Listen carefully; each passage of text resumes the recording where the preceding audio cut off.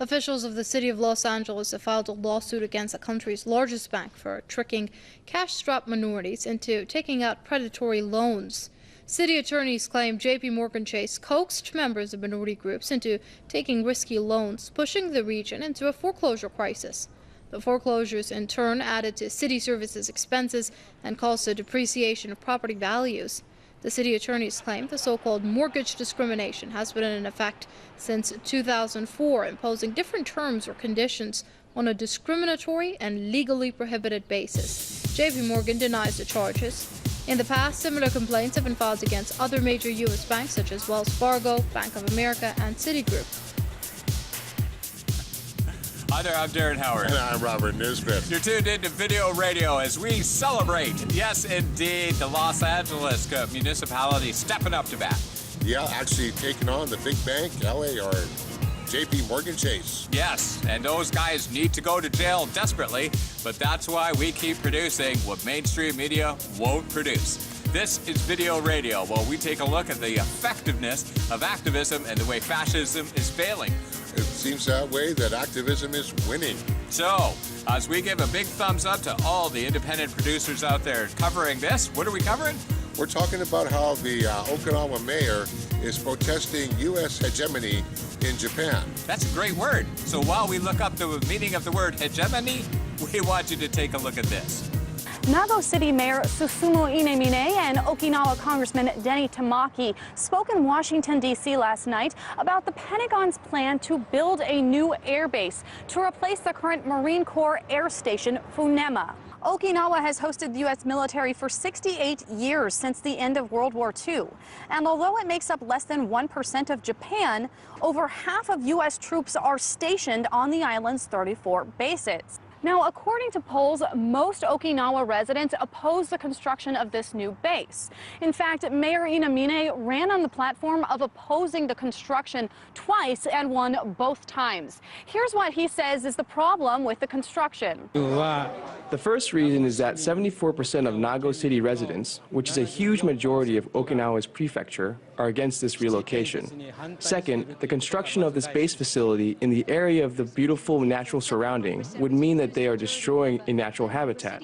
Third, once this base is built, it's expected to last more than 100 years, so the negative impact of this base would remain as a negative heritage to our children and grandchildren.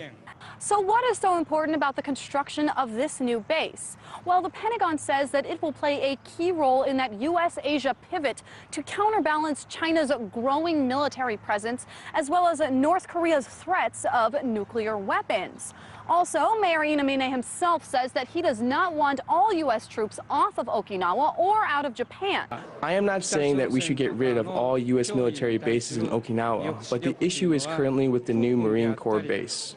I think in terms of a deterrent against China or North Korea, it should be the Navy and the Air Force protecting the island rather than the Marine Corps. Mayor Inemine and Okinawa Congressman Denny Tamaki simply say that they are trying to protect their people and the environment by protesting this new base. Oh man, this is awesome. Well, I think the Japanese are getting tired of the inconvenience of having, U.S. personnel stationed on their islands. If you take a look at the mass protests against the Okinawan U.S. bases there, the massive problems with the prostitution, the crime that goes along there, the soldiers that assault people on a regular basis and get away with it because they're foreign soldiers. And of course, one of the things they're very concerned about is the impact on the ecology of the area as well. Yeah, because they are not green individuals flying around things that get like 0.1 mile per gallon. Okay, happy story. Moving to South America, the nation of Chile, former home of Pinochet. Yes, Chile is a little bit there. Yeah, there's an activist artist who's making a stand about student debt. Okay, so we repeat the word hegemony, and we say, check this out. If we turn now to Chile, where an artist's act of protest against student debt has gone viral, Francisco Tapia, known as Francisco Papas Fritas or French fries, says he burned $500 million worth of debt papers from the private Universidad del Mar, the University of the Sea. Chilean authorities are in the process of shutting down the university over financial irregularities. But that hasn't stopped the school from collecting on its student loans. During a student takeover of the school, Papas Fritas took the papers, burned them, displayed the ashes inside a van as an art exhibition. He released a video describing what he called an act of love. Se acabó.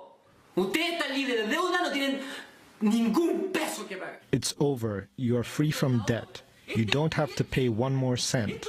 This is the artwork. This is the project. Simply, this is a small project. If we all had the ability to continue doing things for love, for solidarity, we will find each other again. But we have to lose the fear of the idea about criminality that this state has wanted to impose on us, that we are criminals for being poor, for wanting our rights to be met. Se cumplan. That video has received over 120,000 hits on YouTube since it was posted last week. It comes as Chile faces renewed protests over its education system. On Wednesday in Valparaiso, authorities fired tear gas and water cannons on thousands of students demanding free education for all. President Michelle Bachelet has vowed to reform the system, but the students say her plan doesn't go far enough. One of my favorite shows. Oh, I just love when we talk about pushback against the fascist attitudes around the world. And the world is waking up right now as we start taking a look at a federal election coming up in 2015. The question is, democracy? What democracy?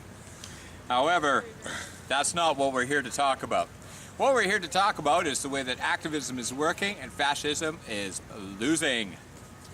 And apparently, there was a couple of weeks ago, there was a worldwide march against the most evil corporation in the world. Yes, Monsanto. I think weren't we at one of those? I believe we were. We had about 400 people here locally in the march against Monsanto. Let's take a look at Russia today. It's the annual global protest against genetically modified foods. Over the weekend, thousands gathered around the world to demand for accountability from regulatory bodies and biotech companies, and for their right to know what's in their food. Protesters gathered from Africa to Australia, South Korea to Slovenia, 52 countries in all with 436 participating cities. Right now, the Food and Drug Administration does not require companies to label foods with genetically modified ingredients. Companies argue that GM labeling would deter people from buying products that they have been eating for years. They say there is a lack of concrete evidence proving GM's adverse health effects on humans. This year, activists focused on the detrimental effects weed products like Roundup Ready could potentially have on the bee population. Many people dressed up like honeybees and spoke about the importance that these insects have on balancing the ecosystem. But the issue hits much closer to home for Stephen Upthink, who worries about the health of his son Ambrose with the flood of genetically modified products to hit the market. I don't think the general population knows about what they're eating, nor do they care, and so the more younger people know, the better it will be. Everything else is labeled, our clothes, our medicine, why not our foods? Last week, the Senate overwhelmingly rejected a bill that would allow states to require labeling of these foods. Now local legislatures are taking measures into their own hands. 2 counties in Oregon most recently heeded the call this month, voting to ban GM crops altogether, despite a well-funded campaign by agribusiness groups. Anti-Monsanto activists hope other local governments will follow Oregon's example. Until then, protesters say they will continue to gather, to chant, to speak, and to show the government that this issue is not one they're willing to let go of anytime soon. So worldwide coverage, and I mean millions. Millions of people, of course, the major networks kind of missed it. Gee, maybe it's because most of those grocery stores that are advertising on the major networks are carrying GMO products like Kellogg's. Now, if you want to get more information, go on the March Against Monsanto Facebook group or the Kelowna March Against Monsanto group. We have a list of the products, including Kellogg's and Campbell's, that carry GMOs, and they're not telling you about it. And of course, the main fight in the march the main objective of the march is for labeling of GMO foods. Yeah, if we had labels, we could make the decisions, and we know that people would not choose it. That's the reason why Monsanto is running and hiding like a little girl watching a horror movie. The horror, of course, being people are awake and don't want their scientific GMO crap. Well, you don't want to confuse people with, facts. Oh, yes, we're not about facts, we're about advertising. Hey, wait a second, we're not, they are, and that's why we can run this. Lee Camp. This past weekend, hundreds of thousands of people protested as part of the March Against Monsanto.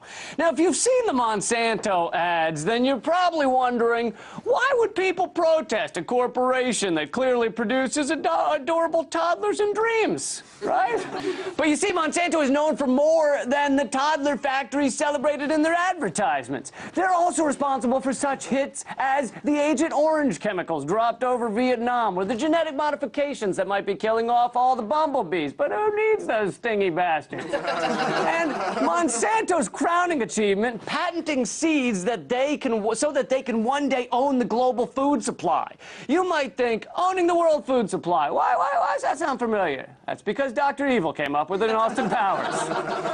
And sure enough, Monsanto's A-list celebrity status has grown in recent years to the point of being voted the most evil corporation in the world several years running. Seriously. So what did the corporate-run media have to say about the massive international protest against Monsanto? Take a look. Play the clip. So Lee Camp. Well, it's nice that, he got noticed enough to actually get his own weekly show on Russia Today. And this guy has huge attitude. Of course, he does rub some people the wrong way, not us, because, of course, he's talking about the truth. Of course, we don't, we can handle the truth, but can you? Ah, that's the question. Chances are, if you're tuned into this, you've woken up already, but we urge you to give yourself deep spiritual roots on this, because the winds of change are blowing strong, and it's those people who have strong roots who actually endure. So, while we talk about we do have a few other things to talk about. We've got a whole nother segment to go. There's more pushback around the world that's not being covered by the mainstream. Can we say Brazil? It's all coming up. Stay tuned.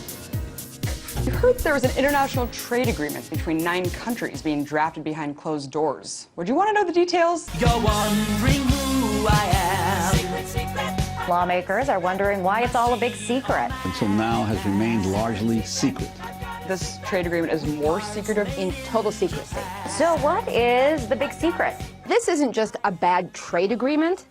This is a 1%er power tool that could rip up our basic needs and rights. TPP threatens to become a regime of binding global governance. Leaks from the draft Trans-Pacific Partnership Agreement exposed how it included rules that could increase the cost of medication and make participating countries adopt restrictive copyright measures. Allow millions of American jobs to be offshored, cause financial deregulation, and impede net neutrality. The SOPA legislation that was defeated in Congress, it's actually a backdoor way to get that. Generic drugs, drug companies would not be able to enter the market, which is what depresses drug prices. So in a lot of ways, you see this as actually not free trade at all. In fact, it's actually making more and more monopolies so that drug companies can keep drug prices high.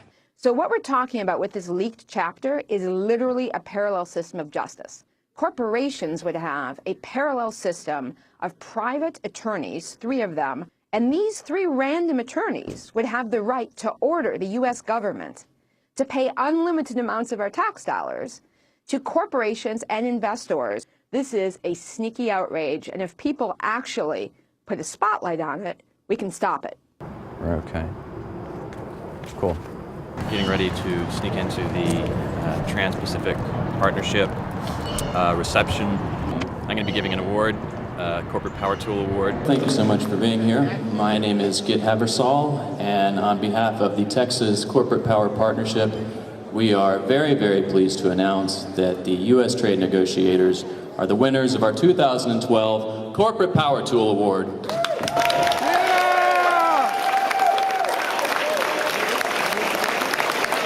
Would like to personally thank the negotiators for their relentless efforts. The the TPP agreement is shaping up to be a great way for us to maximize our profits, regardless of what the public of this nation or any other nation thinks is right. Well, thank you all for joining us for the formal part of our reception.